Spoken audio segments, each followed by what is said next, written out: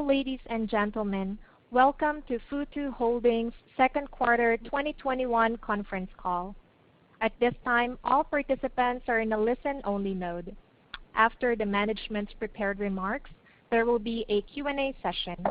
Today's conference call is being recorded. If you have any objections, you may disconnect at this time. I would now like to turn the conference over to your host for today's conference call, Daniel Yuan, Chief of Staff and Head of IR at Futu. Please go ahead, sir. Thanks, operator, and thank you for joining us today to discuss our second quarter 2021 earnings results. Joining me on the call today are Mr. Leif Li, Chairman and Chief Executive Officer, Arthur Chen, Chief Financial Officer, and Robin Xu, Senior Vice President. As a reminder, today's call may include forward-looking statements, which represent the company's belief regarding future events, which by their nature are not certain and are outside of the company's control. Forward-looking statements involve inherent risks and uncertainties. We caution you that a number of important factors could cause actual results to differ materially from those contained in any forward-looking statements. For more information about the potential risks and uncertainties, please refer to the company's filings with the SEC, including its registration statement. So with that, I will now turn the call over to Leif. Leif will make his comments in Chinese, and I will translate. 大家好，感谢大家参加富途2021年二季度的业绩发布会。本季度，富途实现了一个重要的里程碑，有资产客户数突破了100万人，相比去年同期增长230%。有资产客户数在本季度增长了21.1万，创造了我们第二好的季度成绩。我们对卓越用户体验和品牌形象的不懈追求，帮助我们实现了有资产客户数的快速且高质量的增长。本季度超过50%的新增客户来自于自然流量，有资产客户留存率依然维持了很高的水平，为97.8%。Hello everyone, thank you for joining the earnings call today. We achieved the milestone of 1 million paying clients as of the end of second quarter, translating into a 230% year-over-year growth. Net addition was 211,000, our second best quarter in history. Our relentless pursuit of premier user experience and brand image rewarded us with yet another quarter of rapid client base expansion, over 50% organically acquired paying clients, and a high paying client retention rate of 97.8%.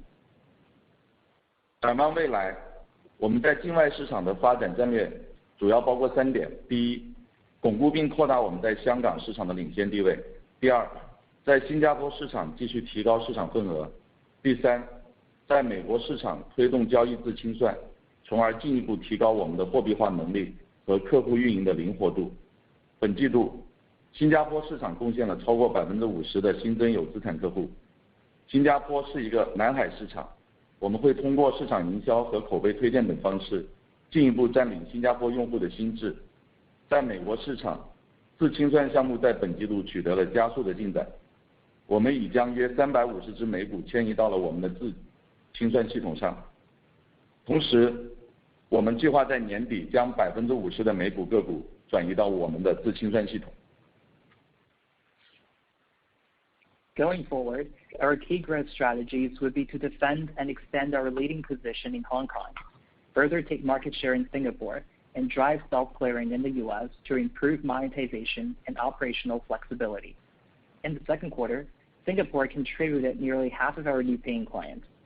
Singapore represents a blue ocean opportunity, and we will leverage marketing and word-of-mouth referral to further capture user mindshare. In the U.S., our self-clearing initiative reported accelerated progress as we now have migrated about 350 U.S. stocks to our proprietary clearing system. We are targeting to self-clear 50% of U.S. stocks by the end of this year. 尽管资本市场的波动对客户资产市值产生了影响，我们的客户总资产在本季度末依然录得了历史新高，达5030亿港币，同比增长253%，环比增长9%。本季度有资产客户的互金资产为50.3万港币，相比上季度略有下降，主要是因为新进市场用户人数的快速增长，拉低了有资产客户平均资产余额。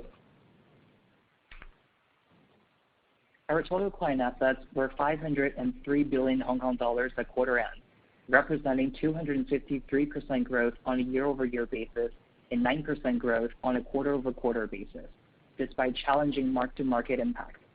Average client assets came down sequentially to 503,000 Hong Kong dollars as paying client acquisition in new markets picked up and dragged average balance.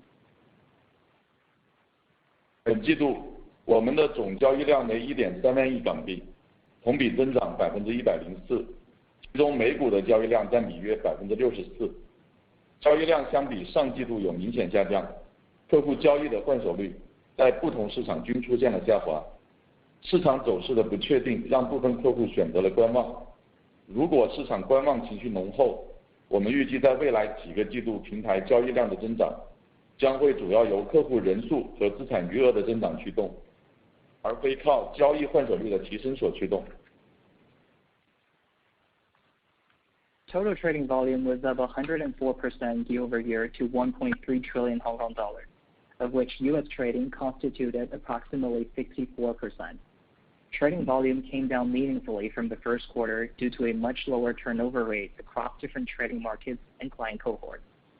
We have seen our clients stay on the sidelines amid market uncertainties, and we expect our trading volume growth in the coming quarters to be driven mostly by expansion in client counts and assets rather than trading turnover, should current market environment persist.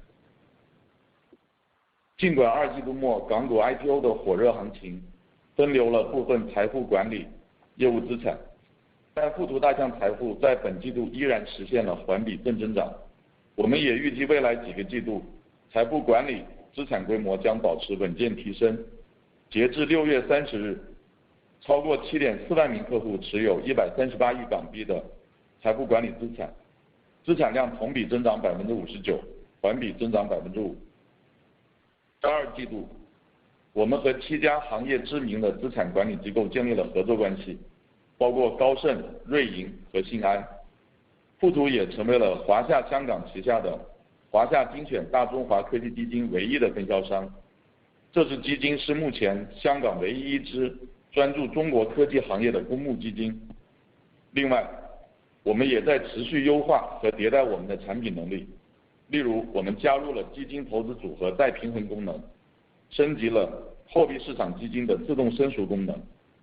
现在客户在开通了自动申赎功能之后，系统会根据客户的闲置资金和融资融券的账户余额，自动进行货币基金的申购和赎回。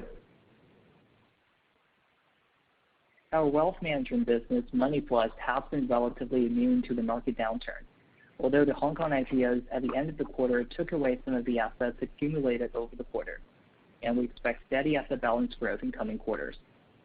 As of June 30th, over 74,000 clients held wealth management positions, and total client assets in wealth management were 13.8 billion Hong Kong dollars, up 59% year-over-year and 5% quarter-over-quarter.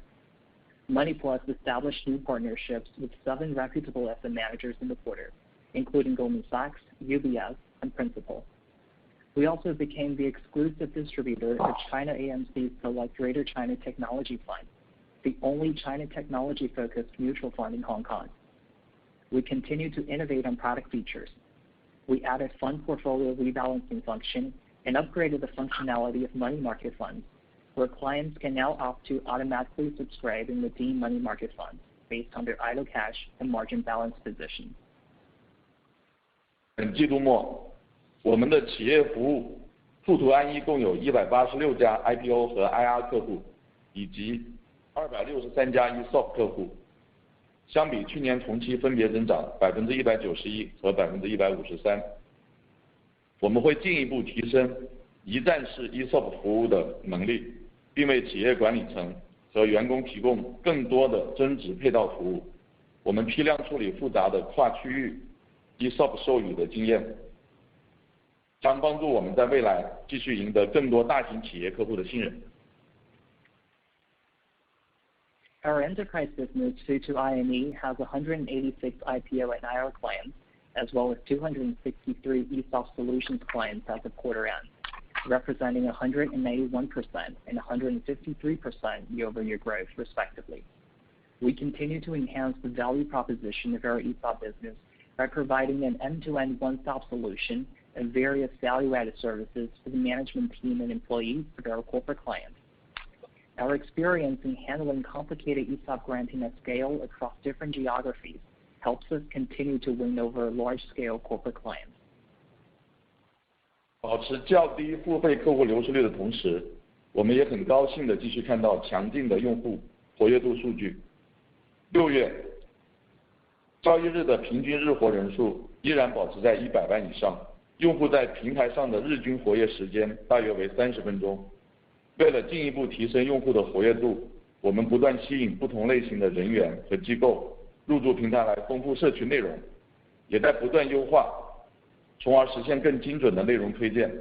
截至2季度末，有超过600家公司在我们的社区平台建立了企业号，并通过企业号与零售投资者进行互动交流，这为平台的用户提供了宝贵的信息和数据，来辅助他们的投资决策。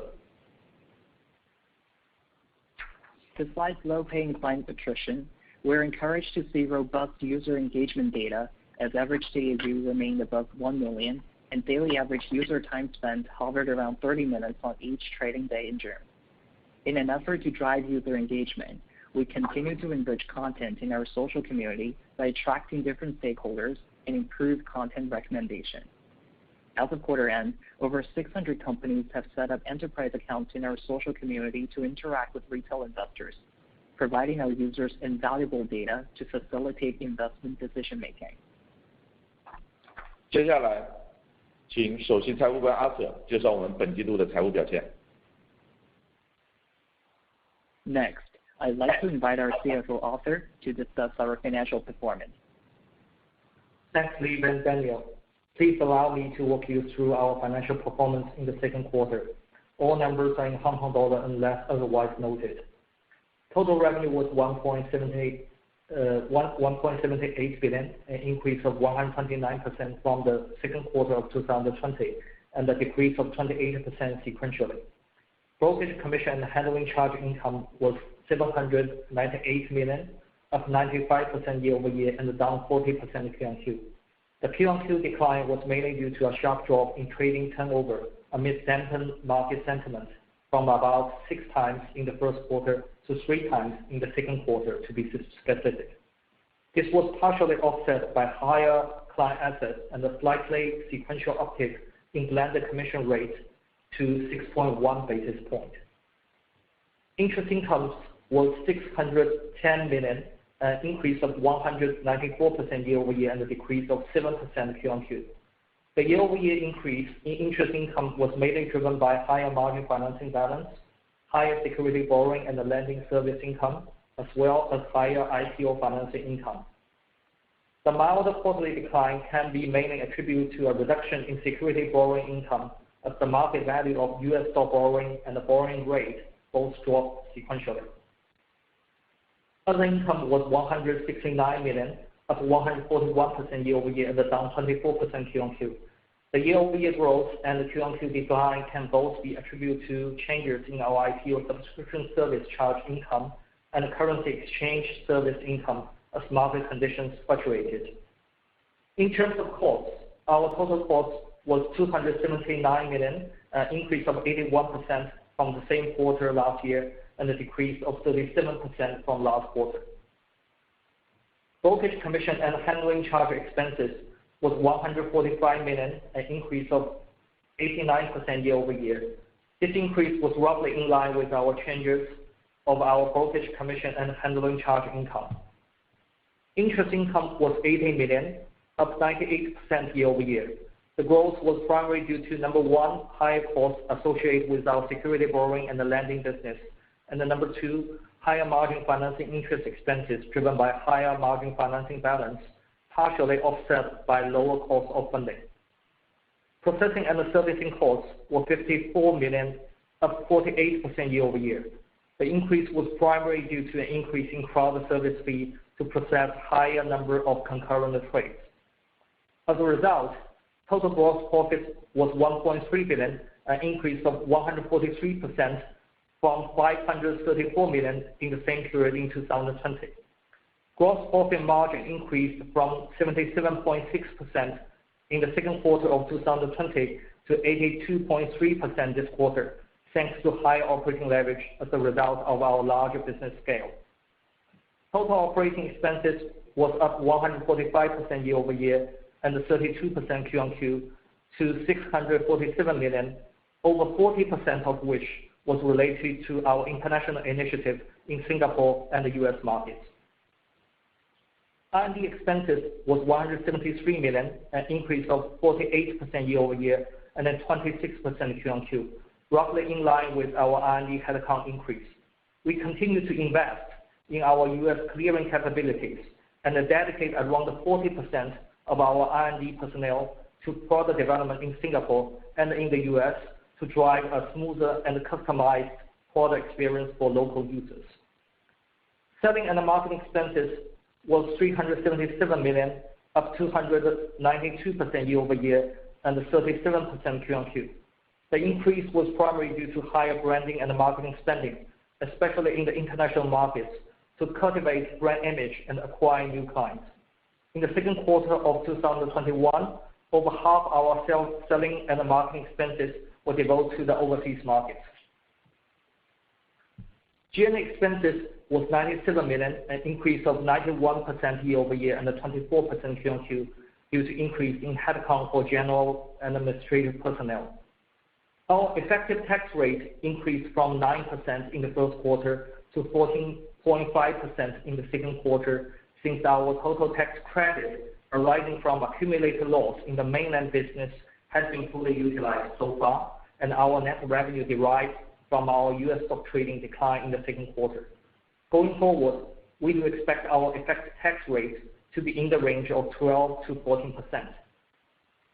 As a result, our net income for the quarter increased by 126% year-over-year and decreased by 54% Q-on-Q to 534 million.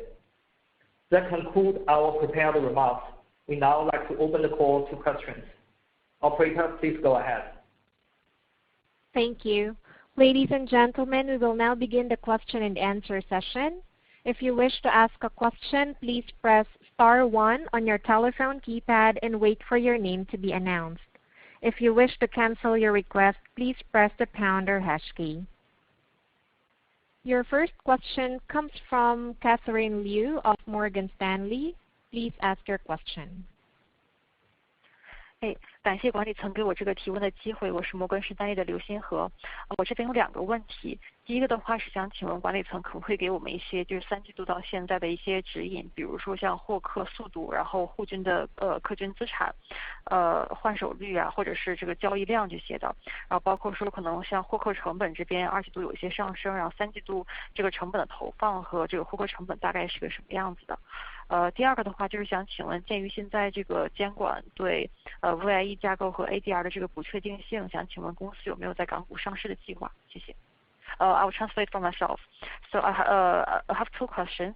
First is, can the management please give us some guidance in terms of the third quarter to date results, including client acquisition pace, AUM per capita, turnover velocity, client acquisition cost, and maybe some operating expenses growth rate. And second, in light of the regulatory uncertainties regarding VIE structured companies and ADRs, does the company have any plans regarding Hong Kong listing? Thank you. Thank you, Catherine. This is Arthur. I will take these 2 questions. First of all, just quarter to date, I just want to share some color. Definitely, I think the market fluctuations quarter to date have some negative impacts on our average client assets.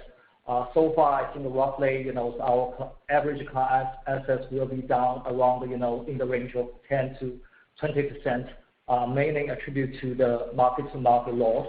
But we are very confident because even quarter to date, almost every day we still see meaningful net asset inflows in terms of the wealth accumulations in Futu platforms.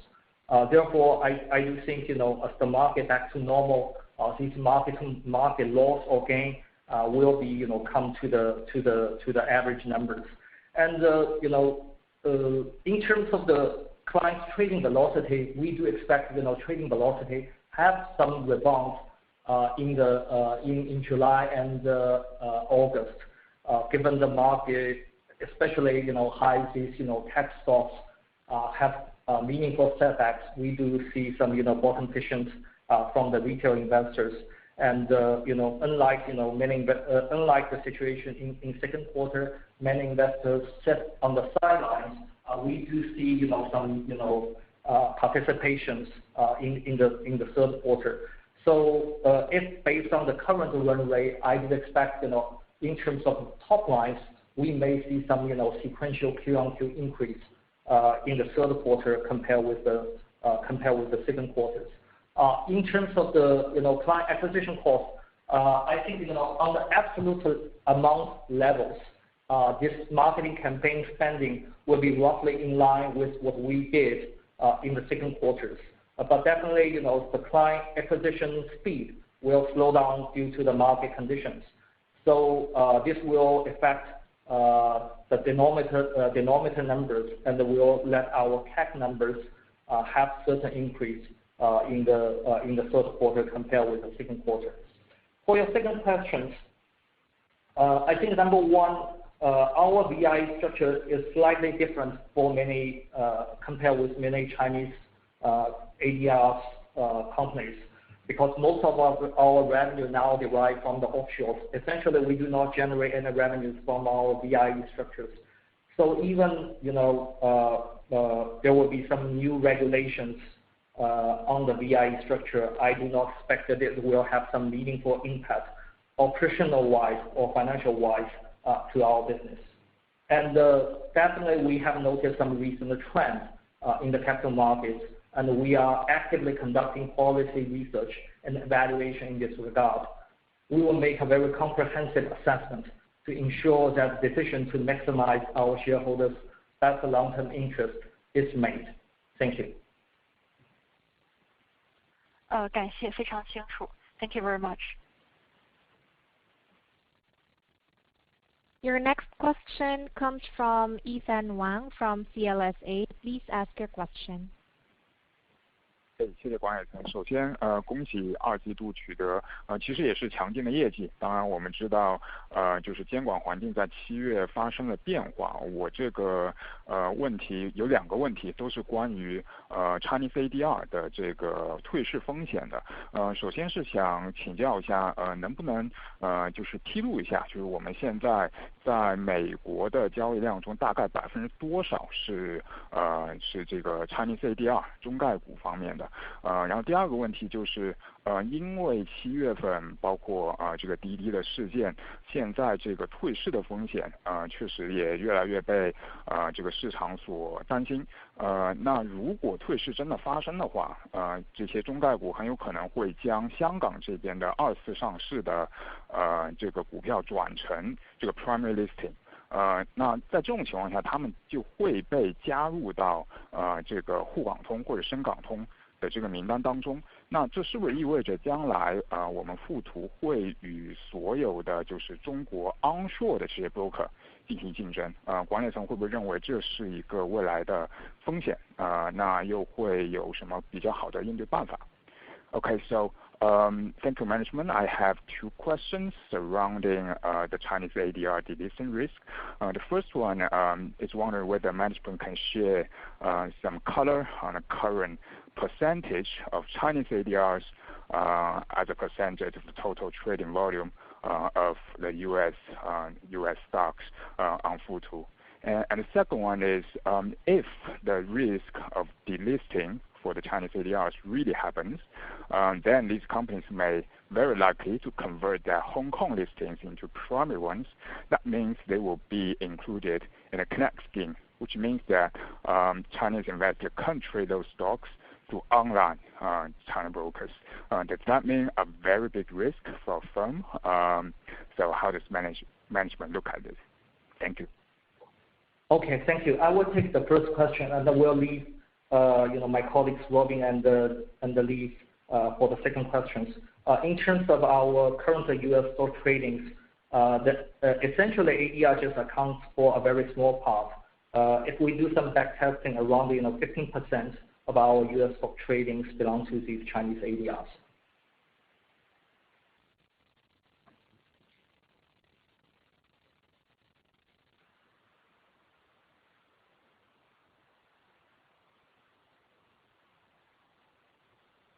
Robin or Lee?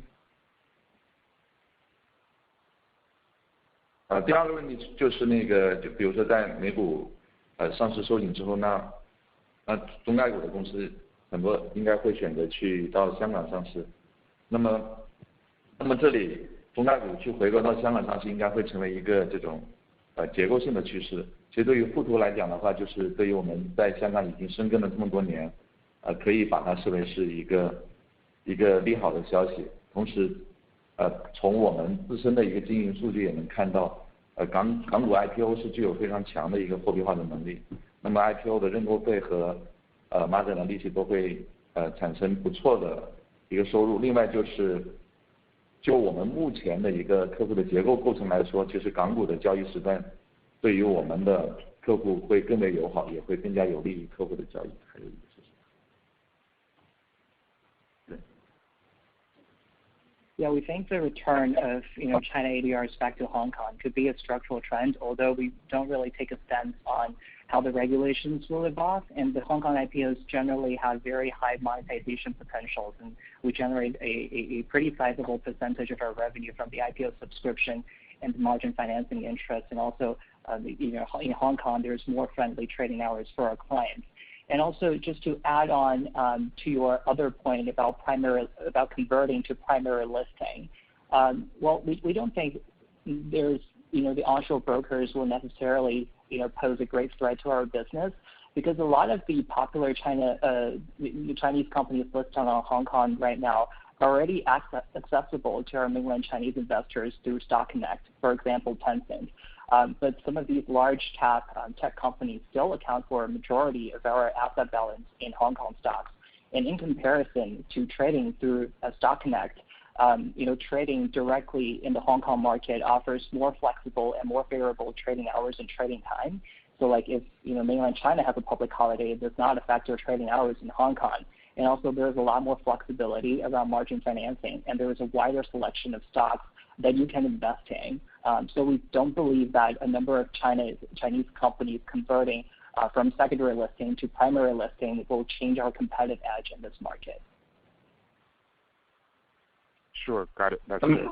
Thank you. 对，那个关于竞争的话，那其实如果我们抛开中概股的话，我们看香港这里其实跟onshore这些券商的竞争其实是一直都存在的。那么富途其实有我们自身非常的特点，就是包括就是整个的客户群以及说客户群所对应的特征，其实都会作为一个相对特殊独特的存在吧。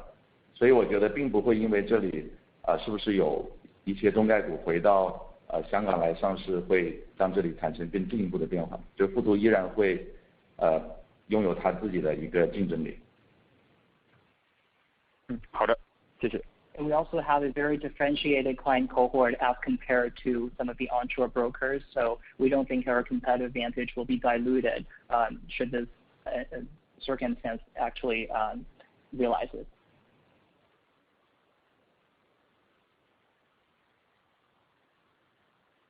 Your next question comes from the line of Zoe Zong from Jefferies. Please ask your question. 管理层你们好，感谢接受我的提问，我是 Jefferies Zoe。然后我这边有2个问题想请教一下，第一个是关于 tax， 因为我们注意到 QOQ 的effective tax rate 有 14.5%， 就是高于之前的水平，想请教一下这个背后的原因是什么，以及往后看的话应该怎么看？然后第2个问题是想请教一下，因为香港 IPO 结算的周期未来会从 T+5 缩短到 T+2 嘛，然后当然可能是到2022年的4季度才会执行，那这个对于我们的 IPO financing 业务的影响应该怎么看呢？Hi management, thanks for taking my question. This is Zoe from Jefferies, and I have 2 questions. My first question is regarding the tax rate. As we have noted that the effective tax rate for Q2 was 14.5%, which is much higher than the previous quarters. Wondering what's the reason for the increase and how should we estimate this number going forward? And my second question is, we know that Hong Kong Exchange plans to adopt a T+2 settlement cycle instead of the current T+5 in the first quarter 2022. Wondering how should we think about the impact on our IPO financing business? Thank you. Thank you, Zoe. I will answer the first question and will leave the second question to Leaf. Actually, I mentioned this in our open remarks. You are right. Our effective tax rate increased from 9% in the first quarter to 14.5% in the second quarter. The reason actually comes from two folds. Number one is our tax credit arising from historical accumulated loss in the China operation has been fully utilized. So this is a permanent effect. And the secondly is our net revenue derived from our U.S. stock trading belong to these mainland individuals. Actually, we can make offshore claims in Hong Kong, but their U.S. stock trading volume in the second quarter declined. Therefore, we have some temporary impact in the second quarter arising from these second reasons. Going forward, we expect our effective tax rate will be in the range of 12% to 14%. Thank you. 我来回答第二个问题，就是关于那个香港的一个公开招股的这样的一个变化。那首先IPO 的融资利息在今年上半年占我们收入大概是4%左右，那么2020年占我们整个收入是6%不到。那么所以假设计息周期从5个工作日变成2个工作日的话，那么从静态的角度来看，应该也只会对我们营收产生大概是2%到3%左右的一个负面影响。Daniel 先帮我翻译一下。Sure. So the IPO financing income accounted for about 4% of our revenue in the first half of this year, and contribution was less than 6% in 2020. So if we were to assume that the settlement period goes from T+5 to T+2, from a static point of view, this will have only a 2 to 3% negative impact on our top line, which we think is manageable. 另外，我们其实通过这些年的这样的一个运营的实践，也会看到，有一些 IPO， 特别是一些热门的 IPO， 它的打新的时间是重叠的。那么其实客户能够去拿出来，进行新股认购的资金是有限的。那么在这个重叠周期当中，我们可以看到，就是会有一部分打新需求其实是被抑制的。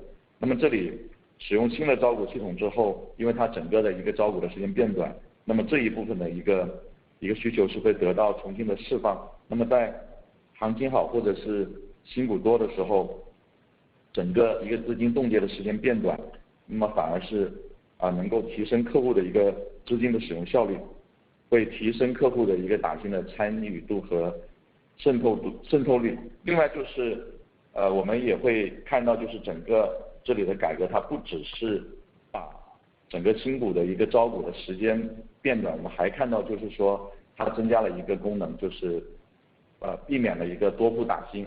也就是说，在现有的系统下面，一个客户其实他是有可能通过在不同的券商去开户的话，去进行一个多次的同一只股票进行多次的这种申购。那么在新的系统里面，他只能在选择一个券商去做这样的事情。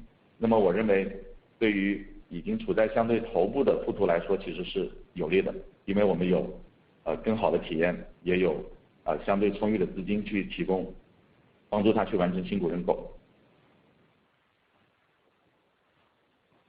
Well, secondly, a lot of the IPO subscription periods kind of overlap with each other. So we believe some of the needs for IPO subscription have been subdued under the current kind of regulations, and we think this could change after the reform. So especially when the markets are performing really well, and there are a lot of IPOs happening at the same time, having a T+2 settlement period can increase the capital efficiency of our clients, and therefore may potentially help increase their engagement in this IPO subscription process. And also, we understand that the regulations are not only regard shortening the settlement period, but also may touch on avoiding the retail clients from subscribing to IPOs through multiple brokers. And we believe that the IPO financing income makes up a very significant income for a lot of the mid to small size brokers. So this policy could actually, contribute to industry consolidation and direct a lot of these retail investors to platforms like Futu that have better user experience and more capital for them to use during the IPO. Thank you. 谢谢。 Once again, if you wish to ask a question, please press star 1 on your telephone keypad.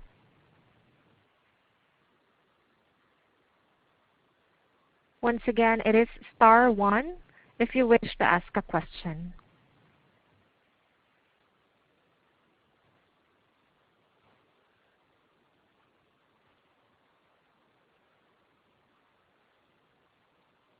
Your next question comes from Hanyang Wang from 86 Research. Please ask your question. 谢谢管理层给我这个提问的机会，我是来自86 Research 的汉阳。恭喜我们又达成一个新的里程碑。我就追问一个关于 IPO 业务的问题。就是我们看到这个中概上市监管现在有一些不确定性，以及最近港股上市有一点这个节奏上的放缓。就这些会不会对我们未来这个 ESOP 的业务产生影响？以及这个 ESOP 业务的如果产生影响的话，会影响我们在大陆地区的一个获客？I will translate my questions. Thanks management for taking my questions. Congratulations on another great quarter. I have a follow-up question on the IPO business. So will the uncertainties for China ADR's IPO as well as the recent slowdown of Hong Kong IPOs impact our ESOP business? And will that also impact our user acquisition in mainland China, so ESOP? Thank you. Well, thank you. Let me take this question. I think number one, the slowdown of Chinese companies overseas ADR IPO is just a temporary situation. We do understand many Chinese companies are in the pipelines and that they are waiting for more clarities in terms of the the regulations from China and also from the U.S. regulators down the road. Therefore, I think the impact will be very short term. And having said that, we also see, as Lee mentioned before, we see more and more U.S. listed companies and also pre-IPO companies will consider Hong Kong as their primary listing stage rather than U.S. in the past.